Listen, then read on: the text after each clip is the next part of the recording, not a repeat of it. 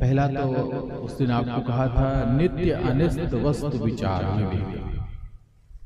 पहला तो विवेक ज्ञान, ज्ञान के बाद दूसरा आता है वैराग्य। हर प्रकार के भोगों से विरक्ति हो जाए, वैराग्य। तीसरा होता है शम दम इत्यादि षट संपत्तियां, और चौथा होता है मोक्ष। चार चीजें ज्ञान को प्राप्त करने के लिए चाहिए। अब यही जीवन में आ जाए बड़ा कठिन होता है।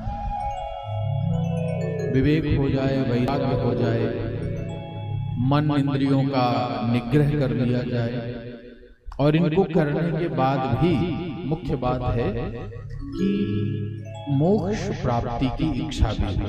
वैराग्य तो हो गया, पर वैराग्य के बाद अब क्या? मोक्ष। मोक्ष प्राप्त करना कठिन नहीं होता, पर उस मोक्ष को प्राप्त करने की इच्छा जीवन में आना बहुत कठिन काम होता है। बाकी की बातें बहुत जीवन में आती हैं, पर मोक्ष प्राप्त होना ये जीवन के लिए बड़ा कठिन है। उसकी इच्छा ही नहीं होती कभी जीवन में।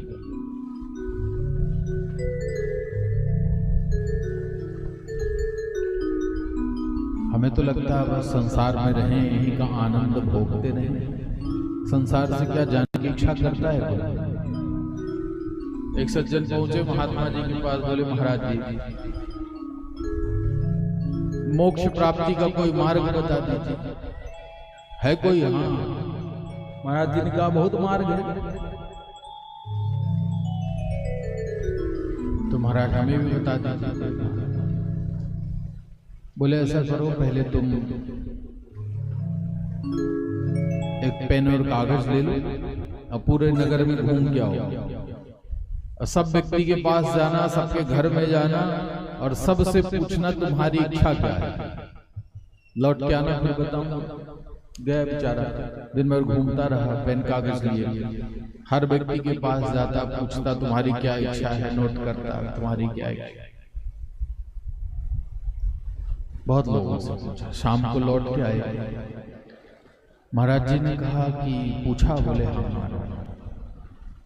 क्या मांगा? बोले कोई कहता है धन मिल जाए, कोई कहता है पद मिल जाए, कोई कहता है सम्मान मिल जाए, कोई कहता है पुत्र मिल जाए। अलग अलग प्रकार के भाव इच्छाएं सबकी हैं। तो महात्मा जी ने पूछा क्या किसी ने कहा है कि मोक्ष मिल जाए? बोले नहीं, मोक्ष तो कोई चाहता ही नहीं है संसार में। मोक्ष प्राप्ति की इच्छा ही नहीं होती।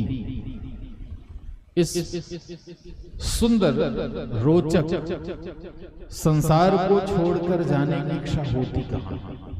होती है कब? जब शरीर बिल्कुल असक्त हो जाता है।